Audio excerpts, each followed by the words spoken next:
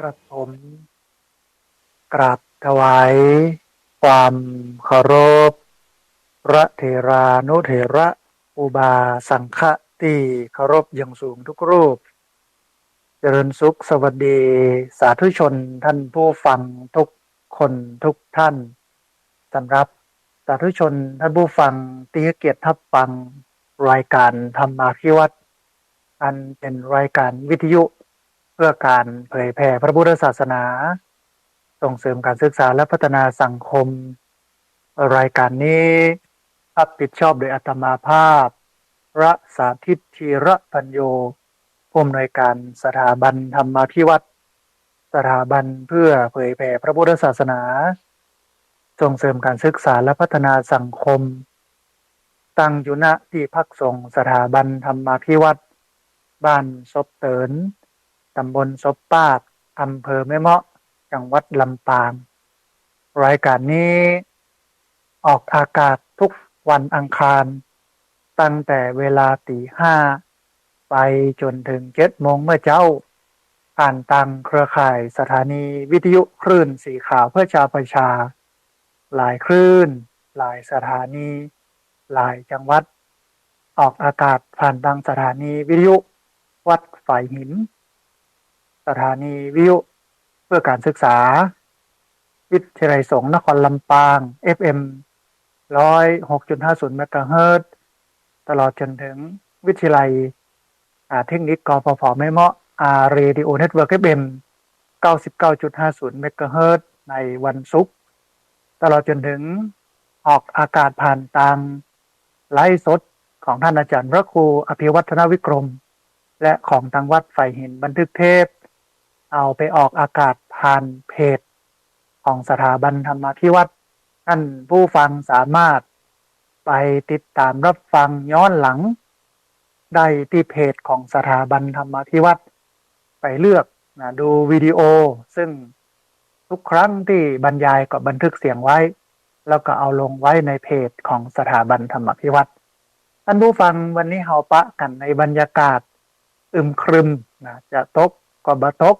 ฝนนะเนาะ น่าจะบ่ตกก็จะตกยังอยู่ในภาวะที่บ่มีความแน่นอนของฟ้าของฝนซึ่งเป็นฤดูกาลเพราะนั้นต้องระมัดระวังเรื่องลมพายุในเรื่องของดินโคลนถล่มน้ำป่าไหลหลากซึ่งเป็นฤดูกาลของมันที่จะมาหาหมู่เฮาทั้งหลายเฮาป้องกันเสียก่อนก็จะเกิดความเสียหายน้อยรวมไปจนถึงฤดูกาลนี้เป็นฤดูกาลของยุงท่านผู้ฟังซึ่งนำมาซึ่งไข้เลือดออกจะแพร่ระบาดกันในฤดูกาลฝนเพราะนั้นต้องระมัดระวังกันพอกอยกันใส่ใจกันอันนี้เป็นเรื่องความห่วงใยจากอาตมาภาพพระสาธิตธีระปัญโยผู้ดำเนินรายการธรรมาภิวัตน์อันเป็นรายการวิทยุเพื่อการเผยแผ่พระพุทธศาสนาส่งเสริมการศึกษาและพัฒนาสังคมท่านผู้ฟังก่อนที่จะเข้าสู่เนื้อหาสาระอู้เอ่ยกันเนี่ยในวันนี้ก็จะอู้เอ่ยกันถึงเรื่องการให้โอกาสกับผู้ติดยาเสพติดเพราะว่าช่วงนี้ฤดูกาลนี้อำเภอแม่เมาะโดยท่านในอำเภอแม่เมาะท่านก็เอาผู้ที่ติดยาเสพติดมาอบรมหน้าที่พักสงฆ์สถาบันธรรมาภิวัตน์บ้านศพเตินตำบลศพปาดอำเภอแม่เมาะจังหวัดลำปางมา50 คนท่านผู้ฟังในเวลา15 วัน50 คนโดยมีตำรวจจากสถานีตำรวจภูธรแม่เมาะมาควบคุมมีทหารจากหน่วยฝึกรบพิเศษค่ายประตูผามาดูแล5 นายแล้วก็มีอสก็มาดูแลอยู่2 นายแล้วก็มีเมื่อวันเนี้ยก็จะมีปลัดอำเภอที่รับผิดชอบเกี่ยวกับยาเสพติดมาพอมากอยอยู่2-3 นายอันนี้ก็เป็นกิจกรรมที่อาตมาภาพเปิดวัดให้วัดได้ใช้ประโยชน์กับญาติโยมที่กินที่ตาลเพราะว่าที่พักสงฆ์สถาบันธรรมาภิวัตน์เนี่ยที่มีได้ขึ้นมาเนี่ยก็ย้อนญาติโยมทั้งหลายมาร่วมกันสร้างมาร่วมกันแปลงเพราะฉะนั้นเชิญมาร่วมกันใจ เชิญมาร่วมกันใจท่านผู้ฟังอันนี้เป็นเรื่องที่จะอู้กันใน แผ่นบักกี้นาทีนะที่จะถึงนี้นะแต่ว่าก่อนที่จะไปตัดหั่นท่านผู้ฟังเอาข่าวบุญมาให้ท่านมาให้ญาติโยมได้อนุโมทนาบุญก่อนวันนี้ซึ่งก็จะมีอยู่2-3บุญที่จะให้ญาติโยมได้มาร่วมอนุโมทนาบุญแรกนะเป็นบุญการหล่อเตียนเข้าพรรษาเพื่อระดมทุน2อย่างอันแรกระดมทุนในการช่วยเหลือโรงเรียนขนาดเล็กก็คือโรงเรียนทุ่งโป่งตำบลเมืองปานอำเภอเมืองปานจังหวัดลำปางและสถานีวิทยุเพื่อการศึกษาวิไลสงฆ์นครลำปาง FM 106.50 เมกะเฮิรตซ์จะล่อกันในวันที่15 กรกฎาคมพุทธศักราช 2566 ในเวลา 8 โมงครึ่งไปจนถึง 7 โมงเมื่อเจ้าณวัดตุ้งโป่งตำบลเมืองปานอำเภอเมืองปานจังหวัดลำปางเพราะนั้นท่านผู้ฟังในช่วงโอกาสที่จะถึงนี้ก็ขอให้ญาติโยมทั้งหลายได้เตรียมเนื้อเตรียมตัวแล้วก็ในวันที่15 กรกฎาคมไปปะกันที่วัดตุ้งโป่งไปร่วมทำบุญกันโดยในวันนั้นเนี่ยเปิ้นก็จะมีเตียนให้ปูจาเป็นเตียนธรรมจักรเป็นแว่นเนี่ยนะแว่นละ20 บาทเอาบูชาเสร็จแล้วเขียนชื่อเขียนเสียงใส่หั่นเสร็จแล้วก็เอาไปรอในเบาหล่อหลังจากนั้นก็เทเบาหล่อนั้นลงในเต๋าลงในที่หลอมเป็นโหบเป็นห้างขึ้นมาในวันที่15 กรกฎาคม 2566เนี่ยคนจะมากันนักมากันหลายเบื้องต้นเนี่ยญาติโยมห่อเข้าไปตัวของไผ่ของมันอันที่2ห่อไปเพื่อคนอื่นตัวเอาไปเลี้ยงตัวเจ้าพระสงฆ์ตัวแล้วก็เป็นโอกาสอันดีที่พี่น้องลำปางพี่น้องที่อยู่ใกล้เคียงเช่นพี่น้องเชียงรายเนาะอยากจะมาร่วมเลี้ยงโฮงตาลเอาโฮงตาลเอาข้าวกะเอาขนมกะเอาน้ำกะนี่นะมาเลี้ยงพี่น้องที่มาจากจังหวัดต่างๆก็เชิญท่านผู้ฟังมาร่วมเลี้ยงโฮงตาลกันได้โดยทั้งหมดทั้งปวงเนี่ยก็ติดต่อท่านพระมหาสมชาติชาตะปัญโยโดยตรงทีนี้ท่านไหนที่ใครมาแต่ว่าบ่มีโอกาสบ่มีเวลามาท่านก็สามารถมาร่วมทำบุญเรื่องของการรอเตียนเข้าพรรษาเพื่อระดมทุนช่วยเหลือโรงเรียนขนาดเล็กแล้วก็เพื่อสถานีวิทยุวิไลสงฆ์นครลำปางได้ที่ธนาคารกรุงไทยสาขาประตูชัยชื่อบัญชีโครงการพัฒนาการศึกษาโรงเรียนขนาดเล็กอำเภอเมืองปานจังหวัดลำปางหมายเลขบัญชี536 034 255ธนาคารกรุงไทยสาขาประตูชัยชื่อโครงการชื่อบัญชีโครงการพัฒนาการศึกษาโรงเรียนขนาดเล็กอำเภอเมืองปานจังหวัดลำปางหมายเลขบัญชี536-303-4255อันนี้ก็เป็นการทำบุญแรกบุญที่2ท่านผู้ฟังในวาระโอกาสที่ผ่านมาก็ได้ชวนท่านผู้ฟังได้ร่วมทำบุญจัดซื้อที่ดินถวายไว้ในพระพุทธศาสนาณที่พักสงฆ์สถาบันธรรมาธิวัดบ้านศพเตินตำบลศพปาดอำเภอแม่เมาะจังหวัดลำปางอย่างที่บอกท่านผู้ฟังว่าตอนนี้เหลือแห่งประมาณ 200,000 กว่าบาทแห่ง100,000เนี่ยเอาเป็นปัจจัยซื้อที่ดินแห่ง100,000เอาเป็นปัจจัยในการปรับพื้นที่จำนวน13 ไร่ซึ่งบางส่วนก็เป็นป่าไผ่บางส่วนก็เป็นตอไม้ซักที่อยู่ท่านเพราะฉะนั้นก็เรียนเชิญเจริญพรท่านผู้ฟังได้มาร่วมบุญกันได้ในส่วนของการจัดซื้อที่ดินถวายไว้ในพระพุทธศาสนาที่ผ่านมาท่านผู้ฟังได้เอิญเชิญชวนไปมีผู้ประสงค์จะออกนามมีผู้ร่วมทำบุญมาและมีเจตนาให้ร่วมทำบุญตึงมาถึงที่มาหากันถึงที่นะฮะแล้วก็มาได้มาแต่ว่าโอนปัจจัยผ่านบัญชีธนาคารมาที่ผ่านมาก็มีท่าน พระมหาสมชาติชาตะปัญโยแม่คำแต้มคมมี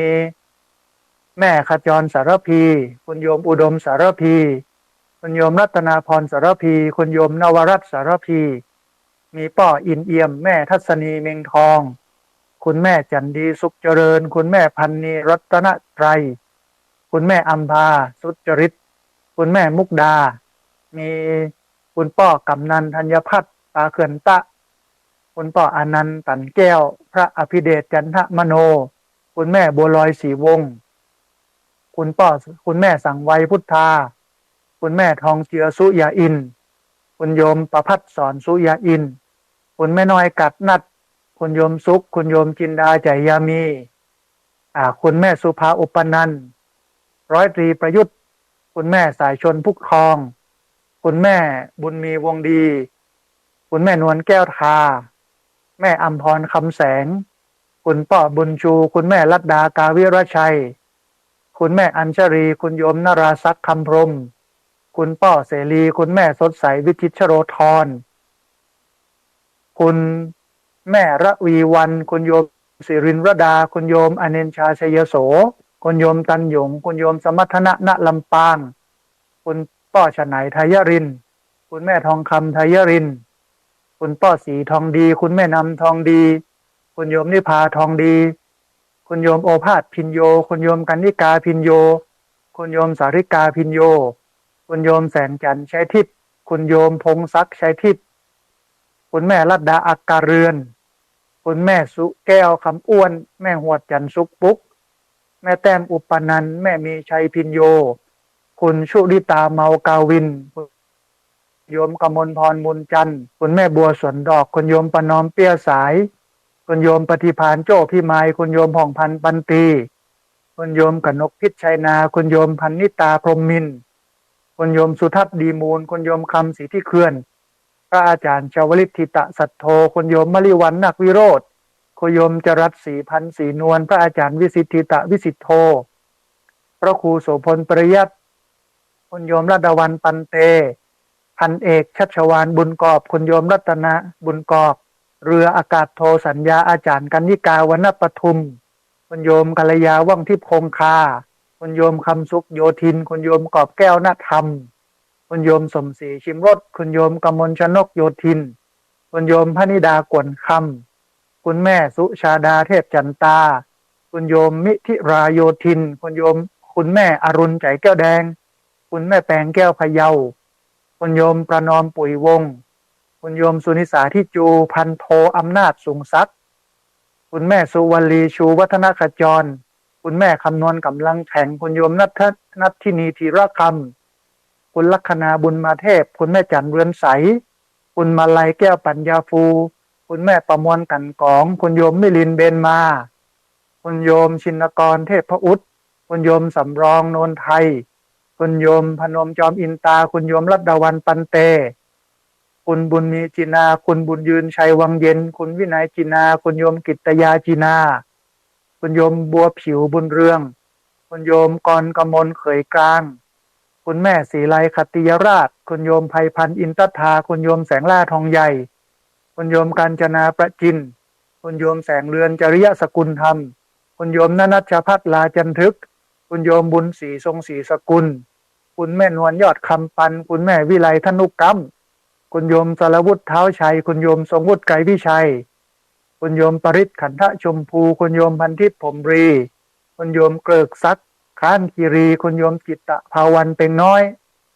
คุณโยมประพันธ์แก้วบัวเกตคัทธา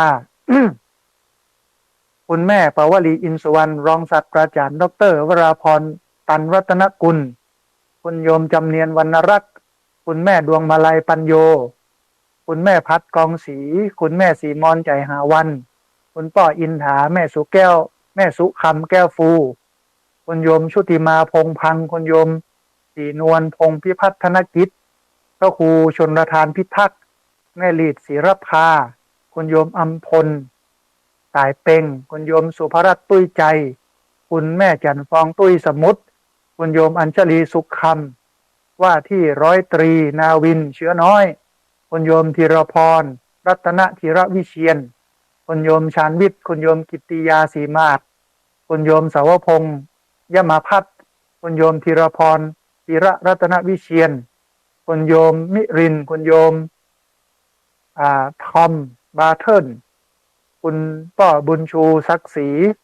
นักเรียนโรงเรียนผู้สูงอายุตำบลศพปาดอันนี้ก็เป็นผู้ที่ได้ร่วมทำบุญนะจัดซื้อที่ดิน ถวายไว้ในพระพุทธศาสนาณที่พักสงฆ์สถาบันธรรมาภิวัตรบ้านศพเตินตำบลศพปาดอำเภอแม่เมาะจังหวัดลำปางท่านใดอยากจะร่วมทำบุญก็เรียนเชิญเจริญพรเนอะส่วนท่านใดที่มีโอกาสมาก็มาปะกันมาเจอกันมาแอวมาแหวงหากันคนไหนท่านใดบ่มีโอกาสได้มาก็สามารถร่วมทำบุญได้ที่ธนาคารกรุงไทยสาขาประตูชัยชื่อบัญชีที่พักสงฆ์สถาบันธรรมาภิวัตรหมายเลขบัญชี5360755 เป็นธนาคารกรุงไทยสาขาประตูชัยชื่อบัญชีที่พักสงฆ์สถาบันธรรมาภิวัตรหมายเลขบัญชี5360755 แล้วก็ตะวันนี้มีคุณแม่อรวรรณคำทองแม่จันสมพานคุณพ่อสมบูรณ์คุณแม่ศรียอนบุญยวิจิตรเปิ้นลูกละปูนดิ่งตรงมาหน้าที่พักสงฆ์สถาบันธรรมาภิวัตรได้มาห่วมกินห่วมตานกันต้องอนุโมทนาบุญตัวพร้อมกันนั่นก็มีคุณพ่อชนัยไทยรินแม่ทองคำไทยรินพ่อศรีไทยรินแล้วก็คุณโยมอาชนัยคำติดก็นำปัจจัยทายธรรมข้าวสารน้ำปานะ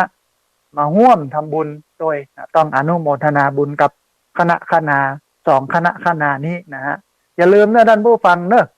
ท่านใดอยากจะร่วมทำบุญเพื่อจัดซื้อที่ดินถวายไว้ในพระพุทธศาสนาก็เจริญพรได้มาร่วมทำบุญได้ที่ธนาคารกรุงไทยสาขาประตูชัยชื่อบัญชีที่พักสงฆ์สถาบันธรรมาภิวัตรหมายเลขบัญชี5360755 ท่านผู้ฟังข่าวบุญข่าวกุศลมดไปเป็นที่เรียบร้อยแล้ว2ข่าวบุญทีนี้มันมีแหมอันหนึ่งที่จะต้องให้ท่านผู้ฟังทั้งหลายได้ฟังเรื่องของการคุ้มครองผู้บริโภคคือณวันนี้เนี่ยการละเมิดผู้บริโภคการทำผิดต่อผู้บริโภคเนี่ยสินค้าและบริการที่มันบ่มีคุณภาพและการจุการหลอกเองต่างๆเนี่ยมันแพร่หลายกระจายไปทั่วทุกหนละแหงตลอดจนถึงมันง่ายต่อการที่จะหลอกจะจุกันเพราะว่ามันมีเทคโนโลยีซื้อของมาบัตรงปกพ่องอย่างพ่องอย่างเงี้ยนะฮะตอนแรกเนี่ยญาติโยมทั้งหลายเมื่อประสบปัญหานี้แล้วก็ไปร้องเรียนอยู่2ที่คือที่โรงพักกับที่ศูนย์ดำรงธรรมไป2ที่เท่านั้นแต่ว่า2ที่เนี่ยเปิ้นบ่ใจจะรับผิดชอบเฉพาะงานคุ้มครองผู้บริโภคอย่างเดียวมันมีเรื่อง108ปันประการอยู่ในหั่นนักนาจารีท่านผู้ฟังมีหลายเรื่องหลายราวเพราะฉะนั้นมันก็จำเป็นจะต้องมีองค์กรหนึ่งขึ้นมาเพื่อมาดูแลเรื่องของผู้บริโภคโดยตรงมารับผิดชอบงานของผู้บริโภคโดยตรงถ้าถูกหลอกเอารัดเอาเปรียบซื้อสินค้ามาแล้วบ่ดีบริการบ่ดีอย่างเงี้ยมันก็จะต้องมีหน่วยงานหนึ่งมารับผิดชอบพอดีว่ามันมีหน่วยงานหนึ่งซึ่งตั้งขึ้นมาตามพระราชบัญญัติการจัดตั้งสภาองค์กรของผู้บริโภคเมื่อปี2562ชื่อว่าสภาองค์กรของผู้บริโภคซึ่งสำนักงานใหญ่เป็นอยู่กรุงเทพแล้วก็กระจายไปทั่วทุกจังหวัดทุกจังหวัดเนี่ยมันก็จะมีศูนย์หน่วยประจำจังหวัดของสภาองค์กรของผู้บริโภคคอยรับเรื่องร้องเรียนประมาณสัก8เรื่องท่านผู้ฟังเรื่องแรกเป็นเรื่องการเงินการธนาคารเรื่อง2เป็นเรื่องอาหารยาและก็ผลิตภัณฑ์สุขภาพเรื่องที่3เป็นเรื่องของการขนส่งและยานพาหนะเรื่องที่4คือสินค้าและก็บริการทั่วไปเรื่องที่5คือการสื่อสารโทรคมนาคมและก็เทคโนโลยีสารสนเทศ เรื่องที่6ก็คือเรื่องของสังหาริมทรัพย์แล้วก็ที่อยู่ปลอดภัยเรื่องที่7เรื่องบริการสาธารณะพลังงานและก็สิ่งแวดล้อมเรื่องที่8คือเรื่องของการบริการสุขภาพในจังหวัดลำปางเนี่ยท่านผู้ฟังมันมีหน่วยประจำจังหวัดคอยรับเรื่องร้องเรียนจากพี่น้องซึ่งเป็นผู้บริโภคทุกท่านในจังหวัดลำปางแต่ว่าถ้าเป็นจังหวัดอื่นๆที่ฟังอยู่เนี่ยบอกว่าจะไปปรึกษาไผก็โทรมาปรึกษาได้แล้วก็เปิ้นจะประสานงานไปที่จังหวัดนั้นๆสำนักงานของศูนย์พิทักษ์สิทธิผู้บริโภคจังหวัดลำปางเนี่ยซึ่งเป็นหน่วยประจำจังหวัดของลำปางซึ่งเป็นสภาองค์กรของผู้บริโภคเนี่ยตั้งอยู่ณเลขที่124/50ถนนท่าขาวน้อยตำบลซบตุยอำเภอเมืองจังหวัดลำปางถ้าเราจะไปเนี่ยท่านผู้ฟังไปที่ข้างวัดตาขาวน้อยไปทางวัดตาขาวน้อยก่อนข้ามสะพานแม่น้ำวังมันจะอยู่ซ้ายมือท่านผู้ฟังสำนักงานจะอยู่หัวสะพานก่อนจะข้ามแม่น้ำวังซ้ายมือเขาไปตัดหันได้สามารถไปร้องเรียนได้ด้วยตนเองหรือสามารถที่จะโทรศัพท์ไปบอกกล่าวไปร้องเรียนได้โดยสามารถโทรไปร้องเรียนได้ที่หมายเลข054-222-539หรือเลขที่094เบอร์โทร094-878-4139สองเบอร์นี้ท่านผู้ฟังเบอร์054-222-539หรือ094-878-4139ในเดือนพฤษภาคมที่ผ่านมาเนี่ยศูนย์รับเรื่องร้องเรียนอยู่ประมาณ31เรื่องเป็นสภาเป็นหน่วยประจำจังหวัดเนี่ย10เรื่องแล้วก็มาคนเดียวมาหาที่ศูนย์เนี่ยประมาณ3เรื่องแล้วก็องค์กรผู้บริโภคเนี่ยจำนวนหลายเรื่องอยู่เช่นของสถาบันธรรมาภิวัตรรับเรื่องร้องเรียนอยู่ประมาณ6เรื่องกลุ่มชาววัง1เรื่องกลุ่มเยาวชนรถม้า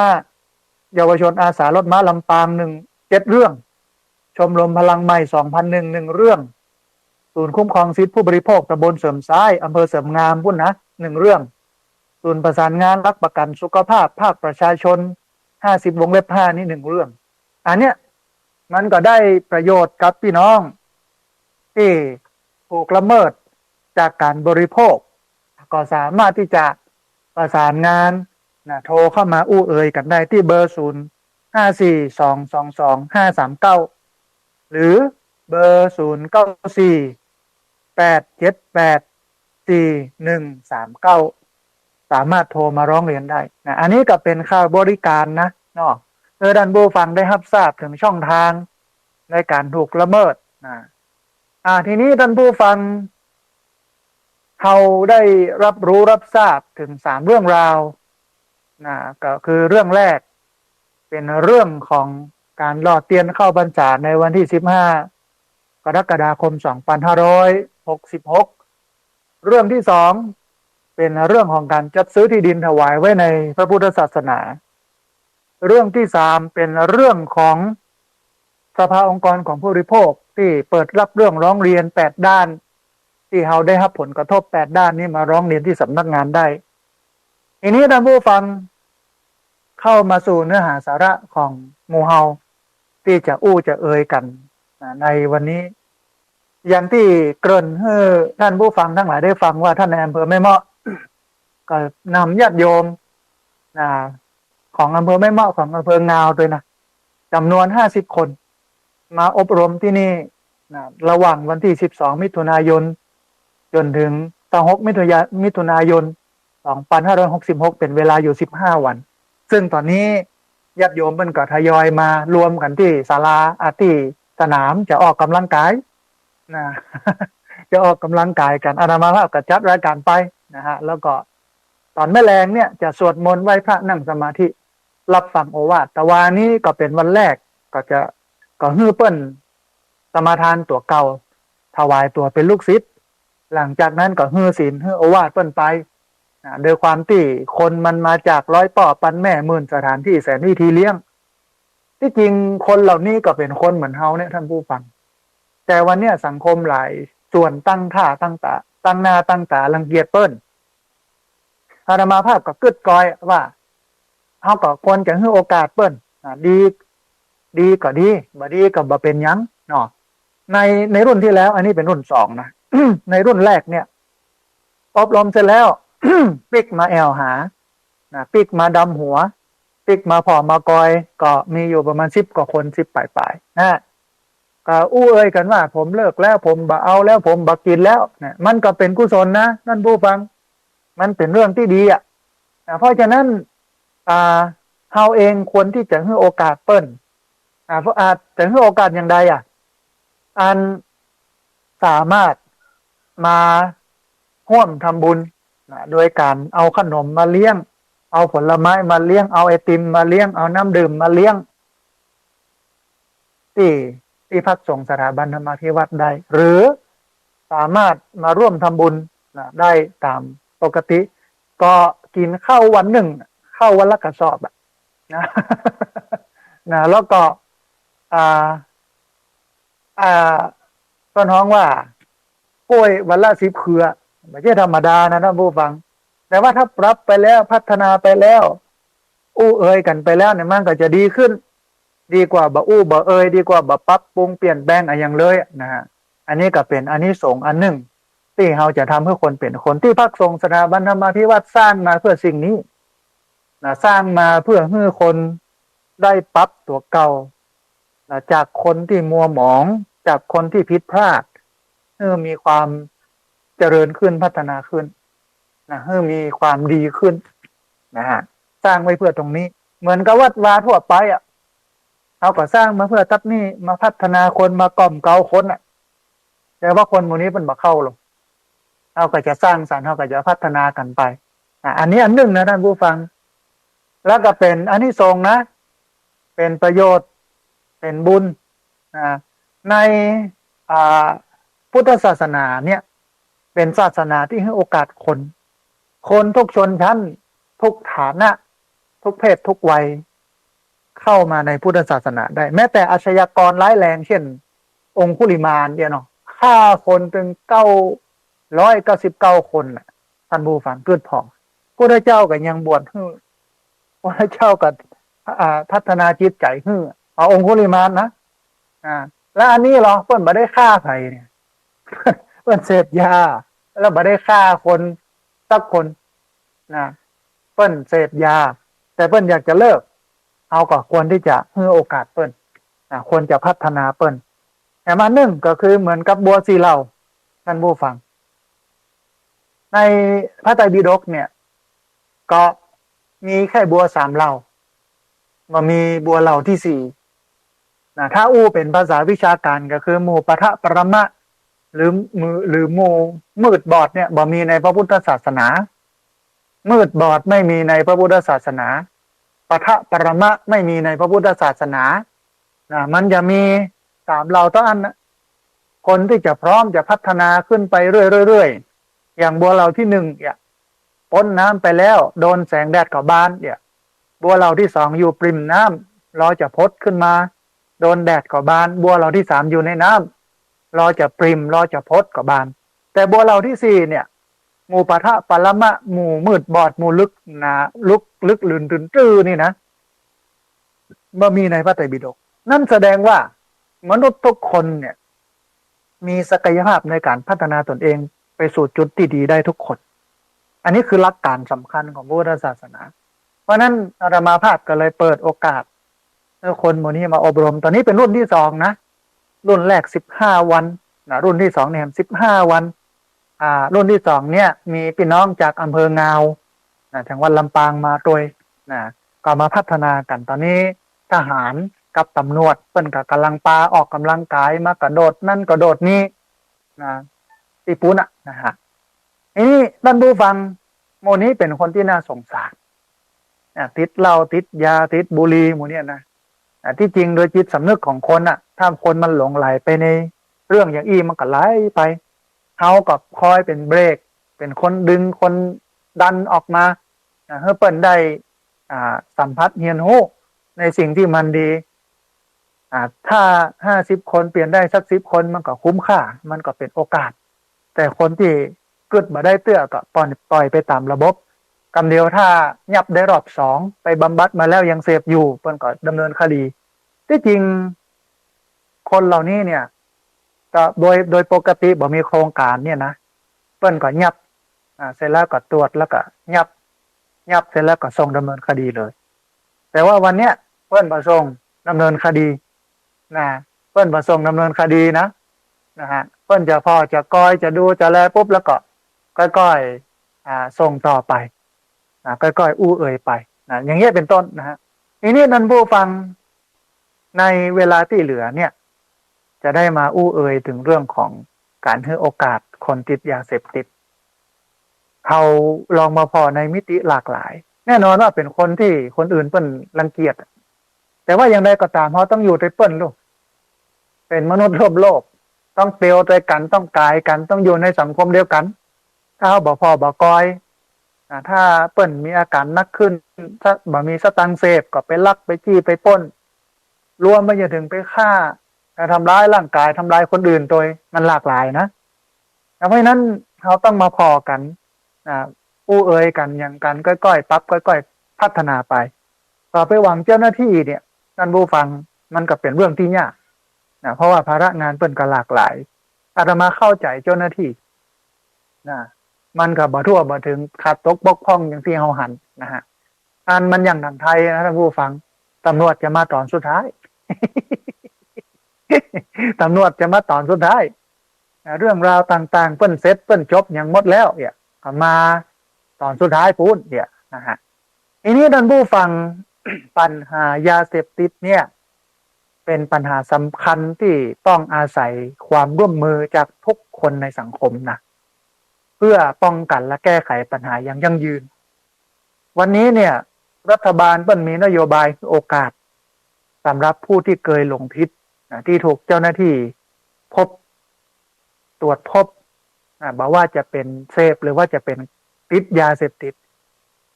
ด้วยการส่งไปบำบัดฟื้นฟูด้วยความสมัครใจพร้อมทั้งช่วยเหลือฝึกอาชีพจัดหาการหางานให้ทำมอบทุนประกอบอาชีพผู้เสพสามารถกลับไปใช้ชีวิตในสังคมได้อย่างปกติสุขแห่งครั้งหนึ่งนะฮะตอนนี้เนี่ยมันก็มีขั้นตอนการบำบัดฟื้นฟูโดยเริ่มต้นที่ศูนย์เพื่อการคัดกรองที่จะทำหน้าที่คัดกรองแล้วก็จัดทำแผนการบำบัดฟื้นฟูที่เหมาะสมให้กับผู้เสพหรือว่าผู้ติดยาเสพติดซึ่งทุกขั้นตอนเนี่ยจะอยู่ในความดูแลของหน่วยงานสาธารณสุขโดยมีขั้นตอนการบำบัดฟื้นฟูดังต่อไปนี้ท่านผู้ฟังข้อที่1หากเจ้าหน้าที่เปิ้นตรวจพบผู้ต้องสงสัยที่มีผลการตรวจปัสสาวะพบยาเสพติดแล้วก็แสดงความยินยอมเข้ารับการบำบัดฟื้นฟูเปิ้นก็จะส่งต่ออันนี้ข้อแรกเลยนะไปตรวจปัสสาวะถ้าฉี่เป็นสีม่วงปัสสาวะเป็นสีม่วงเปิ้นก็จะส่งต่อปกติแล้วเนี่ยตับนี้เนี่ยข้อที่1เนี่ยต้องส่งดำเนินคดีนะท่านผู้ฟังในฐานะเป็นผู้เสพนะแต่ว่าด้วยกระบวนการใหม่ด้วยแนวคิดใหม่ที่ว่าผู้ป่วยผู้เสพเป็นผู้ป่วยเนี่ยต้องเอาไปบำบัดเนี่ยมันก็เลยมาทำให้เจ้าหน้าที่เวลาเปิ้นตรวจพบผู้ต้องสงสัยที่มีผลการตรวจปัสสาวะพบสารยาเสพติดก็ส่งไปบำบัดแทนที่จะส่งเข้าคอกกลับกลายเป็นส่งไปบำบัดนะฮะอันนี้อันที่1อันที่2เจ้าหน้าที่จะนำตัวผู้ต้องสงสัยไปยังศูนย์เพื่อการคัดกรองแล้วก็จัดทำแผนการบำบัดฟื้นฟูที่เหมาะสมเพื่อแก่ผู้เสพหรือว่าผู้ติดยาเสพติดแต่ถ้าอยู่นอกเวลาราชการเนี่ยเจ้าหน้าที่จะนำตัวไปสถานีตำรวจเพื่อลงบันทึกประจำวันแล้วก็นัดวันเวลาเพื่อไปแสดงตัวณศูนย์เพื่อการคัดกรองอันสุดท้ายคือเมื่อผู้ต้องสงสัยมาแสดงตัว ณศูนย์เพื่อการคัดกรองเจ้าหน้าที่คัดกรองก็จะดำเนินการแบ่งผู้เสพออกเป็นระดับต่างๆตามสภาพการเสพติดพร้อมนัดหมายให้ไปยังสถานบำบัดฟื้นฟูระดับของผู้เสพติดกับปลายทางแห่งความหวังท่านผู้ฟังผู้เสพเนี่ยแบ่งตามสภาพการเสพเนี่ยจะมีอยู่ประมาณ3ระดับนะ3ระดับระดับที่1เนี่ยเป็นผู้ใช้เนี่ยเป็นผู้ใช้ยาเสพติดเป็นครั้งเป็นคราวเป็นเตื้อปฏิดแต่ติดว่าเนาะกลุ่มนี้จะถูกส่งตัวไปบำบัดฟื้นฟูยังโรงพยาบาลส่งเสริมสุขภาพตำบลนะหรือว่ารพสตขึ้นไปซึ่งเป็นสังกัดกระทรวงสาธารณสุขอันนี้ระดับแรกเนาะระดับที่2ผู้เสพผู้ติดใจในการเสพนะมีความสุขเมื่อเสพแล้วก็มีแนวโน้มเสพบ่อยขึ้นกลุ่มนี้เนี่ยจะถูกส่งตัวไปโรงพยาบาลชุมชนสังกัดกระทรวงสาธารณสุขหรือว่าส่งไปที่ศูนย์ปรับเปลี่ยนพฤติกรรมนะอันนี้คือระดับที่2ระดับที่3ผู้ติดท่านผู้ฟังผู้ที่มกมุ่นในการเสพมีอาการเมายาส่งผลเสียหายต่อการเรียนหรือว่าการทำงานกลุ่มนี้จะถูกส่งตัวไปโรงพยาบาลเฉพาะทางสังกัดกรมการแพทย์สังกัดกรมสุขภาพจิตหรือโรงพยาบาลของรัฐอื่นๆที่มีศักยภาพเพื่อการเข้ารับการบำบัดฟื้นฟูแต่ถ้าผู้เข้ารับการบำบัดฟื้นฟูบ่มาแสดงตัวหรือว่าขาดการรายงานตัวโดยที่บ่มีเหตุจำเป็นอันควรเนี่ยจะถูกพนักงานสอบสวนดำเนินการตามพรบฟื้นฟูคือถูกควบคุมตัวได้บ่เกิน45วันแล้วส่งเข้ารับการบำบัดฟื้นฟูระยะยาว120วันนะอันนี้คือหลักการท่านผู้ฟังในช่วงท้ายของการบำบัดฟื้นฟูเนี่ยจะมีการพัฒนาทักษะฝีมือฝึกอาชีพจัดหางานให้แก่ผู้ต้องสงสัยเพื่อสร้างทางเลือกในชีวิตที่ดีกว่าแล้วก็ทำให้มาต้องกลับไปเปิ่งยาเสพติดซึ่งเมื่อผ่านการบำบัดฟื้นฟูจนครบกระบวนการแล้วเนี่ยผู้ผ่านการบำบัดฟื้นฟูจะได้รับเอกสารรับรองแล้วก็มีการติดตามช่วยเหลือนะเพียงมาแสดงตัวอย่างต่อเนื่องเป็นเวลา12เดือนก็คือปีหนึ่งนะเพื่อเป็นการป้องกันกลับไปเสพซ้ำนี่คือโอกาสครั้งสำคัญท่านผู้ฟังที่ผู้เสพทุกคนเนี่ยจะได้เลือกหนทางชีวิตใหม่ที่ดีกว่าโดยที่บ่ต้องหันกลับไปเปิ่งปลายาเสพติดนะผู้เสพก็คือผู้ป่วยนะสามารถสมัครใจเข้าบำบัดบ่เสียประวัติแล้วก็บ่มีความผิดอันนี้คือนโยบายของรัฐบาลที่เปิ้นกำลังทำอยู่แต่ว่าอย่างที่เฮาหันมันบ่ทั่วบ่ถึงด้วยกำลังคนด้วยงบประมาณด้วยไอ้อย่างหลายๆอย่างเนี้ยมันก็เลยทำให้การทำตามกระบวนการระบบเนี้ยมันบ่ทั่วบ่ถึงนะฮะทีนี้แถมอันหนึ่งท่านผู้ฟังเฮาในฐานะเป็นพี่น้องชาวบ้านเฮาอยู่ในสังคมจะต้องปะเขาถึงวันนะบางคนอาจจะบ่ยุ่งเกี่ยวกันนะกลัวมันนี่เนาะบางคนตั้งข้อรังเกียจแต่อย่างใดมันก็เป็นคนที่อยู่ในสังคมแถมอันหนึ่งมันทดสอบความเป็นชาวพุทธเฮาโดยเฉพาะความเป็นชาวพุทธเนี่ยจะต้องเป็นคนที่มีเมตตาเป็นคนที่มีน้ำใจหรอกเพราะว่าในศีล5เนี่ยเปิ้นก็ฝึกให้เราเป็นคนมีน้ำใจเป็นคนที่มีเมตตาแผ่เมตตาทุกครั้งตอนกินตอนทานอีตังตานะกัมมังเมตตานะปัจจโยโหนตุโนนิจังอย่าเปิ้นก็ฝึกให้เรามีเมตตาแต่กับลังคนเนี่ยสักแต่ว่าเนี่ยไปเท่าอันแต่ใจบ่มีเมตตาโลกใจบ่มีความกรุณานะกลับกลายเป็นว่ามันไส้มันตายแฮมกะเดียอย่า ไปปุ้นเหียแล้วก็บ่สนใจในการจะปรับปรุงในการจะแก้ไขในการจะพัฒนาเขาเพราะนั้นสังคมเป็นสิ่งสำคัญจำเป็นกับผู้เสพกับผู้ติดนะฮะคือ จากผลการทดลอง ในหนูทดลองของมหาวิทยาลัยเพนซิลเวเนียเนี่ยเปิ้นได้ปะว่าหากหนูทดลองได้อยู่ในสังคมและก็ชุมชนที่เต็มไปด้วยความสุขหนูทดลองจะบ่สนใจบ่สนใจน้ำที่ใส่สารเสพติดเอาไว้เลยแม้แต่น้อยซึ่งจากการทดลองนี้ทำให้พบว่าสังคมชุมชนครอบครัวหรือว่าคนรอบข้างที่มอบความรักและก็สร้างความสุขให้เกิดขึ้นได้นั่นเนี่ยเป็นหนึ่งในปัจจัยที่ช่วยให้ปัญหาการติดยาเสพติดของคนในสังคมก็แสดงให้เห็นว่าคนใกล้ตัวหรือว่าคนที่ใกล้ชิดกับผู้ป่วยนั้นมีความสำคัญเป็นอย่างมากหนึ่งในสาเหตุที่คนคนหนึ่งหันปิกไปใช้ยาเสพติดนั่นก็เพราะว่าต้องการหลีกหนีจากความกดดันความเครียดความผิดหวังดังนั้นหากคนที่เฮาฮู้จักกำลังเผชิญปัญหายาเสพติดนอกจากการพาบุคคลอันเป็นที่รักเข้าสู่กระบวนการบำบัดอาการติดยาแล้วถ้าสิ่งที่คนใกล้ตัวผู้ป่วยจะสามารถทำได้มันก็จำเป็นจะต้องทำใน5เรื่องนี้นะ5สิ่งนี้เป็นข้อสำคัญที่สุดที่จะปรับเปลี่ยนสังคมแต่อาตมาภาพสังเกตสังคมที่เปิ้นเจริญแล้วเนี่ยเปิ้นจะเป็นอย่างนี้หมดเลยคือกำลังใจกันนะคือปากันไปในทางที่ดีบัดชี้หน้าด่าว่าเป็นผู้ร้ายเป็นโจรเป็นคนบอดีเป็นขี้ลักขี้ขโมยนี่เปิ้นบอกว่าอันนี้คือสังคมที่เปิ้นเจริญแล้วนะแต่สังคมที่กำลังพัฒนาเนี่ยยาเสพติดจะระบาดเยอะ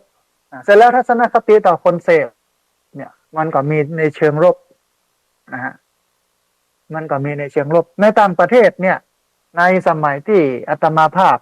เป็นคณะกรรมการจัดสมัชชาสุขภาพของกระทรวงสาธารณสุขของสำนักงานคณะกรรมการสุขภาพแห่งชาติหรือสช.ซึ่งมีนายกรัฐมนตรีเป็นประธานเนี่ยมันมีคนนำเสนอว่ามันน่าจะมีคลินิกที่ให้คนไปเสพโดยที่หมอเป็นคนบำบัดเป็นคนผ่อคนก่อยว่าจะเสพปริมาณเท่าใดเสพอย่างใดแล้วก็ตัวยาต้องผลิตเองอย่างเองเนี่ยนะก็เฮียนแบบต่างประเทศแสดงว่าประเทศที่เปิ้นเจริญแล้วเนี่ยเปิ้นแก้ปัญหานี้ได้ดีนะแต่ส่วนที่ประเทศกำลังพัฒนาเนี่ยปัญหายาเสพติดเนี่ยเป็นปัญหาใหญ่มากและที่สำคัญก็คือประเทศไทยเนี่ยมันอยู่ใกล้แหล่งผลิตนะคนกันเข้าออกเป็นโมโหจักกี่ล้านเม็ดท่านผู้ฟังบึดเพราะนั้นเราจะต้องมาปรับทัศนคติปรับความคิดก่อนถ้าเป็นสมัยตะก่อนก็ยับเข้าค่ายทหาร ไปปรับทัศนคติแต่นี่มันต้องยับแล้วเขาก็ฟังกันเนี่ย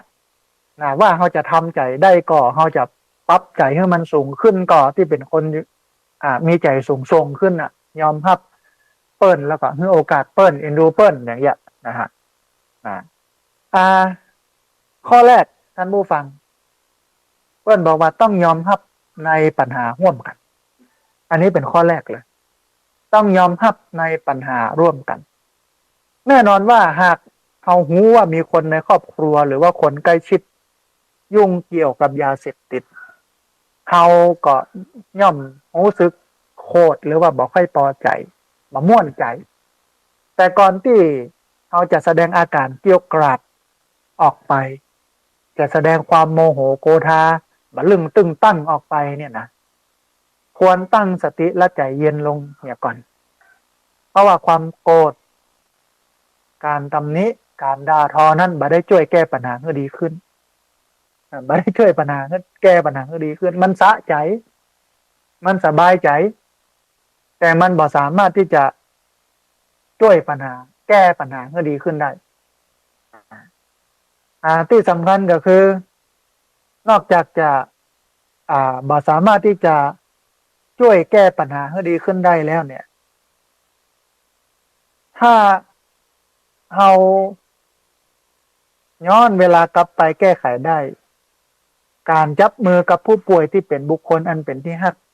ของเราเนี่ยเพื่อร่วมกันแก้ปัญหาเนี่ยมันจะสร้างสิ่งที่ดีกว่าเกิดขึ้นมาคือ ถ้าฮู้ว่าเปิ้นเสพเนี่ยแทนที่จะไปโคดไปด่าไปว่าไปมะลึงตึงตังเนี่ยนะเหมือนกับการโคดแล้วเขาแสดงอาการออกไปเหมือนเอาน้ำโคลนไปสาดมันบ่สะอาดอะเอาน้ำโคลนไปฮดมันยังไปสะอาดใหญ่เนาะแต่เขาปั๊บเปลี่ยนวิธีการใหม่เพื่อผลลัพธ์ที่ดีกว่าเนี่ยอาจจะต้องจับไม้จับมือเปิ้นไปอู้เอ่ยเปิ้นนะนำไปสู่การแก้ปัญหาคือการยอมรับอาการติดยาของเปิ้นอันนี้อันหนึ่งนะสามารถเนี่ยได้ทำได้ท่านผู้ฟังแต่ว่าวันเนี้ยมันตีหน้าเปิ้นห้องว่าตีตราเนาะมันบ่ดีมันบ่ยังจะไปใกล้มันเลยอ่ะอาตมาทำเมื่ออาตมาภาพก็เติงหาสมัยที่โรค HIV โรคเอดส์ระบาดในสังคมนะใหม่ๆโรคเอดส์ระบาดในสังคมใหม่ๆโอ้ยุคนั้นสมัยนั้นเนี่ยคนที่เป็นโรค HIV หรือว่าโรคเอดส์เนี่ยบ่ได้รับการยอมรับเป็นการดูถูกเหยียดหยามคนเข้าใจผิดคนมีทัศนคติที่ผิดต่อโลกนี้เป็นอย่างมากกินข้าวตัวเองกับบ่ได้อยู่ใกล้ตัวเองกับบ่ได้เนี่ยยังตัวเองกับบ่ได้นะเป็นคนที่ถูกสังคมแบ่งแยกไปเลยแล้วในวันนี้เป็นได้พ่องบอกว่าใครเป็นมาเป็นนะเพราะว่าเป็นมียาต้านชนิดที่ดีที่สุดจนถึงขั้นที่ว่าคนที่เป็นเหมือนกับคนปกติตรวจเลือดบ่เจออันนี้คือวิวัฒนาการอันนี้คือโลกแล้วเขาไปดูถูกเหยียดหยามเปิ้นเขาไปบีบเปิ้นออกจากสังคมเนี่ยแล้ววันนี้เปิ้นหายขึ้นมาเปิ้นบาดเจ็บบาเป็นขึ้นมาอย่างนั้นแล้วเปิ้นจะอยู่อย่างไรแล้วเขาจะอยู่อย่างไรมันมีคำหนึ่งที่เปิ้นบอกว่าผิดพลาดบกพร่องอย่ามองเศร้าก็ใครเลยไหนเล่าไม่เคยผิดดูเอาเถิดดวงจันทราพระอาทิตย์ยังมืดมิดอยู่บ้างบางเวลาคนเฮามันเป็นอย่างนั้นนะเพราะฉะนั้นอันแรกคือต้องยอมรับการติดยาของเปิ้นโดยที่เฮาไปรังเกียจโดยที่เฮาไปตีตาปั๊มตาอู้จ่าว่าเปิ้นเอากับปรับปรุงแก้ไขให้มันดีขึ้นจับไม้จับมือเปิ้นหาทางร่วมกันหาทางออกร่วมกันอันนี้คือข้อแรกข้อที่สองคือการให้ความช่วยเหลือในการบำบัดท่านผู้ฟังการช่วยเหลือในการบำบัดผู้ป่วยยาเสพติดนับว่าเป็นผู้ป่วยคือเป็นผู้ที่เจ็บป่วยบ่สบายจากสาเหตุใดสาเหตุหนึ่งจำเป็นต้องเข้ารับการบำบัดรักษาในที่นี้ก็คือการบำบัดอาการติดยารักษาอาการติดยาทั้งเลิกยาไอเลิกยาบ้าเลิกกัญชาเลิกอะไรอย่างสปะนะฮะ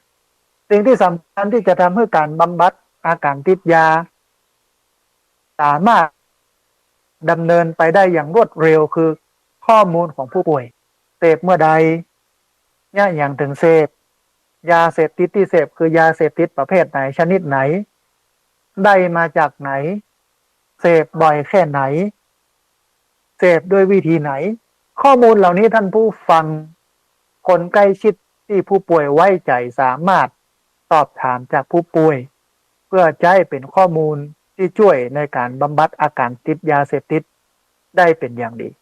รวมถึงการเลือกสถานบำบัดรักษาอาการติดยาเสพติดที่ได้มาตรฐานพร้อมด้วยแพทย์และก็เจ้าหน้าที่ที่เชี่ยวชาญในด้านการรักษาบำบัดยาเสพติดจะช่วยให้บุคคลอันเป็นที่ฮักของเฮาเนี่ยสามารถรักษายาเสพติดได้ในที่สุดแล้วก็บ่หวนกลับไปยุ่งเกี่ยวกับยาเสพติดแถมอันนี้คือการให้ความช่วยเหลือการบำบัดยาเสพติดการพ่อกอยกันให้กำลังใจเขาสามารถทำได้ลูกคือเปลี่ยนจากการไปตีตาว่าเปิ้นเป็นคนชั่วเป็นคนบอดีเป็นคนร้ายเป็นคนลึกเป็นคนติดยาเสพติดเป็นคนอย่างอันอย่างนี้นี่นะก็เปลี่ยนมุมมองใหม่เปลี่ยนทัศนคติใหม่กลายเป็นคนที่มาให้ความช่วยเหลือในการบำบัดยาเสพติดมาพ่อกอยในการบำบัดยาเสพติดอันเนี้ยอันที่สองนะฮะอันที่สามท่านผู้ฟังให้กำลังใจผู้ป่วยโดยเฉพาะในช่วงที่ผู้ป่วยเข้ารับการรักษาติดยาเสพติดเนี่ย สิ่งสำคัญที่คนใกล้ตัวสามารถช่วยเหลือผู้ป่วยได้ก็คือการให้กำลังใจในขั้นตอนการรักษาอาการติดยาเสพติดมันต้องใช้เวลาแล้วก็กำลังใจเป็นอย่างมากบางช่วงผู้เข้ารับการบำบัดอาจจะเกิดอาการท้อแท้โดยเฉพาะช่วงที่ต้องปรับตัวให้ยอมรับการบำบัดใหม่ๆคนใกล้ตัวแล้วคนในครอบครัวเนี่ยต้องคอยพูดคุยให้กำลังใจอย่างสม่ำเสมอและบอกกล่าวโทษหรือว่าตำหนิหากมีบางช่วงที่ผู้ป่วยเกิดความล้มเหลวในการบำบัดจนทำให้ต้องยืดระยะเวลาในการบำบัดรักษาอาการยาเสพติดออกไปอันนี้เป็นสิ่งสำคัญเขาเปลี่ยนได้ก่อนท่านผู้ฟังเปลี่ยนจากการตีตาว่ามันบ่ดีว่ามันชั่วเนี่ยเปลี่ยนให้กำลังใจคือประเทศไทยมันเป็นอย่างนี้อย่างหนึ่งอันยกตัวอย่างในช่วงเข้าพรรษาที่ผ่านมาหรือเข้าพรรษาที่จะถึงเนี่ยเปิ้นมีโครงการงดเหล้าเข้าพรรษาลูกคนเปิ้นมีเจตนาจะเลิกเหล้าแทนที่เขาจะอนุโมทนาบุญอู้ดีเต้เนี่ยเน็ตนะเนี่ยเนอป่อเนอเนี่ยเนอแม่เนอดีอย่างนั้นดีก็กลายเป็นว่าเดี๋ยวให้อย่ารอพ่อคำก่อนว่ามันจะเลิกแก้ก่อนเอ๊ะ มันเป็นอย่างอี้ไปเหียนะท่านผู้ฟังอันเดียวให้จะไปลองจามพอก่อนนะไปกินซองหน้ามันนะว่ามันจะเลิกแก้หูอย่านี่คือคนไทยแล้วเราจะไปสร้างสรรค์กันอย่างใดเราจะไปพัฒนากันอย่างใดในเรื่องยาเสพติดเนี่ยอาตมาภาพจำได้ในสมัยรัฐบาลของนายกทักษิณชินวัตรเพื่อนบอกว่าโลกมันหมุนไปด้วยคนที่มีกำกึดคนประเทศไหนที่มีกำกึดนักๆเนี่ยมันจะปาโลกหมุนไปพัฒนาไปเจริญก้าวหน้าไปยิ่งขึ้นไปแล้วทีนี้เนี่ยถ้าคนในประเทศนั้นไปติดยาเสพติดไปเสพยาเสพติดก็ทำให้สมองอ่อนของคนในประเทศนั้นเนี่ยมันฝ่อลงมันด้อยลงลูกมันบ่มีคุณภาพแล้วถามว่าประเทศมันจะหมุนไปอย่างไรเพราะว่าสมองคนติดยาเสพติดเนี่ยมันบ่หูเรื่องหูราวเปิ้นก็เลยมีนโยบายในการปราบปรามแต่ว่าในหลายมิติมันก็ส่งผลกระทบต่อการละเมิดสิทธิมนุษยชนที่เราได้ทราบกันแต่ว่าพอมันเป็นผลดีมันเด็ดขาดหายไปวางนั้นเงียบกิ๊บเลยดีแต่ว่ายุคนี้มันแพร่ระบาดนักขึ้นเม็ด20 บาทอย่างเงี้ยไม่ใช่ว่าเม็ด300 400 200เหมือนสมัยตะก้อนน้ำเดี๋ยวนี้เม็ด20 บาทเผลอมาแจกกันฟรีกับโมนะเพราะฉะนั้นเรื่องนี้มันเป็นเรื่องสำคัญนะฮะมันจำเป็นต้องมาเปลี่ยนทัศนคติมาพอกอยกันให้มันดีมาให้กำลังใจกันนะมาพอกอยกันมากั้มมาจุนกันไม่ใช่มาดึงกันลงมาชุดกันลงไม่ใช่อย่างนั้นนะอันนี้คืออันที่3กำลังใจผู้ป่วยนะฮะอันอย่างที่4คือการสร้างโอกาสให้ผู้ป่วยยาเสพติดสร้างคุณค่าให้กับตัวเก่าท่านผู้ฟังคนเราจะรู้สึกมีคุณค่าเมื่อมองหันว่าตัวเองมีประโยชน์กับคนอื่นอันนี้คือหลักการสำคัญคนเราจะรู้สึกมีคุณค่าต่อเมื่อมองเห็นว่าตนเองมีประโยชน์กับผู้อื่นในช่วงที่ผู้ป่วยเข้ารับการบำบัดรักษาอาการติดยาอาจจะต้องใช้การสร้างโอกาสให้ผู้ป่วยได้ช่วยเหลือผู้อื่นโดยที่คนใกล้ชิดสามารถชักชวนให้ผู้ป่วยเนี่ยเข้าร่วมกิจกรรมสร้างสรรค์สังคมกิจกรรมในการช่วยเหลือผู้ป่วยอื่นๆโดยอาจจะเริ่มจากการ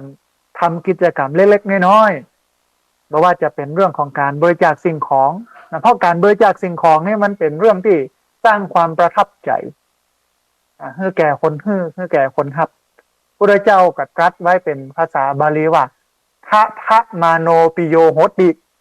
นะผู้ให้ย่อมเป็นที่รักของผู้รับนะนอกจากจะบริจาคสิ่งของแล้วก็ไปช่วยเหลือเลี้ยงอาหารกลางวันแก่ละเด็กละอ่อนแก่คนเฒ่าในมูลนิธิในสถานสงเคราะห์ต่างๆกิจกรรมประดิษฐ์สิ่งของเหลือใจเพื่อผู้ด้อยโอกาสต่าง เมื่อผู้ป่วยติดยาเสพติดได้เริ่มทำสิ่งดีๆเพื่อผู้อื่นเนี่ยก็จะเริ่มรู้สึกตัวว่าตัวเก่านั้นมันมีคุณค่าและมีความหมายต่อสังคมอานามาภาพจำกรบทหนึ่งได้บอกว่าต้นไม้ใหญ่ให้ร่มเงาแก่ชีวิตนกตัวนิดให้เสียงเพลงแก่โลกล่าดอกไม้น้อยให้ความชื่นบานตาแม้ต้นหญ้ามันยังให้ออกซิเจนมนุษย์คนเราเกิดมาบนโลกนี้ทำสิ่งดีอะไรให้โลกเห็นกินเที่ยวเล่นหรือเท่านั้นที่ทำเป็นไม่ดีเด่นกว่าบรรดาต้นหญ้าเอ่ยต้นหญ้าเนี่ยเฮาหันว่ามันต่ำต้อยติดดินเฮาเหยียบติดเท้าติดตีนไปอ้อยเนี่ยลกขว้างเนี้ยตักใส่แล้วก็มาเคาะขี้เห่ออย่างต่างๆนี่เนาะมันอยู่มันลงในหั่นเอามาพอมากอยมีกวาดมีเพี้ยวมีการตัดก็ไม่ก็ตอกแต่งก็ไม่ก็ตอกปัดกวาดเช็ดถูพอกอยความสะอาดสะอ้านอย่างนี้นะอันนี้คือสิ่งที่ผู้ป่วยได้ทำแล้วมันชื่นใจมันสบายใจมันดีใจนี่คือการสร้างโอกาสให้ผู้ป่วยยาเสพติดมาสร้างคุณค่าให้กับตัวเก่านะฮะอันที่ห้าท่านผู้ฟังอันสุดท้ายจะต้องช่วยให้ผู้ป่วยกลับเข้าสู่สังคมอย่างแข็งแรงสังคมเป็นตัวตัดสินว่าเขาจะกลับไปเสพก่อนคือถ้าเปิ้นมาบำบัดแล้วมารักษาแล้วส่งไปหั่นไปนี่แล้วเนี่ยปิดมาแล้วสังคมมันเหมือนเดิมเนี่ยมันยังไงก็เหมือนเดิมมันมีอย่างเปลี่ยนอันนี้ทฤษฎีนี้ใช้ได้กับการอบรมละอ่อนเยาวชนนะครับอาตมาภาพเนี่ยในสมัยปี2543 2543นะอยู่วัดร่ำเพิงตะโพธารามตำบลสุเทพอำเภอเมืองจังหวัดเชียงใหม่เป็นวิทยากรให้การอบรมละอ่อนนักเรียนจนปี2551ในการอบรมทุกครั้งเนี่ยละอ่อนมันจะมีจิตสำนึกดีมากนะพดไปจนถึงการให้การสำนึกบุญคุณกตัญญูต่อบิดามารดาพ่อแม่ครูบาอาจารย์จิตสำนึกดีมากเรียบ